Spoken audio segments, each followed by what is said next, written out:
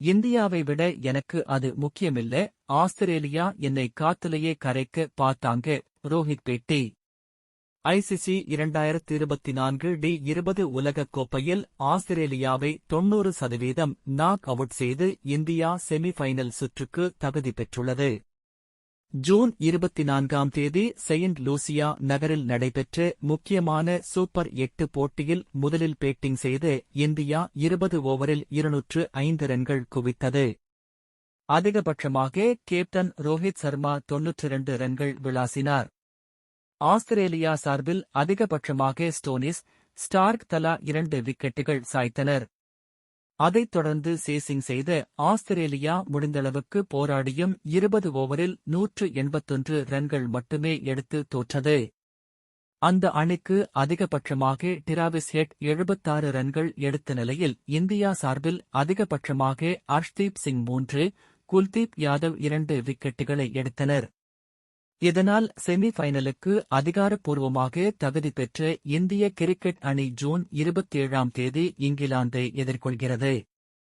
மறுபுறம் ஆப்கானிஸ்தானை அதன் கடைசி போட்டியில் வங்கதேசம் வீழ்த்தினால் ஆஸ்திரேலியா செமி-ஃபைனல் வருவதற்கு அசாத்தியமான வாய்ப்புள்ளது. இந்தியாவின் இந்த வெற்றிக்கு சந்தேகமின்றி 92 ரன்கள் விளாசிய ரோஹித் சர்மா ஆட்டநாயகனாக அறிவிக்கப்பட்டார். இந்நிலையில் இப்போட்டி நடைபெற்ற திறந்த வெளி செயின்ட் லூசியா மைதானத்தில் காற்றை வைத்து ஆஸ்திரேலியா தம்மை அவுட்டாக்க முயற்சித்ததாக ரோஹித் தெரிவித்துள்ளார். அத்துடன் இந்தியாவை விட தமக்கு அரை சதம் போன்ற சாதனைகள் முக்கியமல்ல என்று தெரிவிக்கும் அவர் ஆஸ்திரேலியாவின் திட்டத்தை உடைத்தது பற்றி பேசியது பின்வருமாறு. பவர் பிளே ஓவர்களில் பவுலர்கள் என்ன செய்கிறார்கள் என்பதை பார்த்து அதற்கு தகுந்தாற்போல் அதிரடியாக விளையாடுவதே என்னால் முடிந்தது. எனக்காக அவர்கள் திட்டத்தை மாற்றி காற்றுக்கு எதிராக பந்து வீசினார்கள். அங்கே நீங்கள் சாதுரியமாக இருக்க வேண்டும். எனக்கு நானே ஆதரவு கொடுத்துக் கொண்டேன். பவுலர்கள் காற்று அடிக்கும் வேகத்தில் வீச மாட்டார்கள் என்பதை புரிந்து கொண்டு நீங்கள் சாதுரியமாக பேட்டிங் செய்ய வேண்டும்.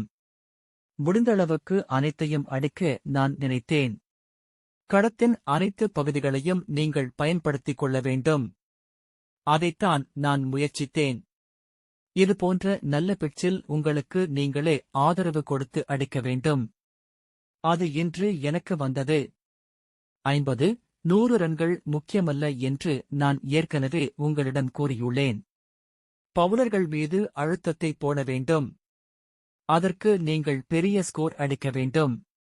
அதற்காக களத்தின் ஒருபுறம் மட்டுமின்றி அனைத்து திசைகளையும் பயன்படுத்த முயற்சித்தேன் என்று கூறினார்.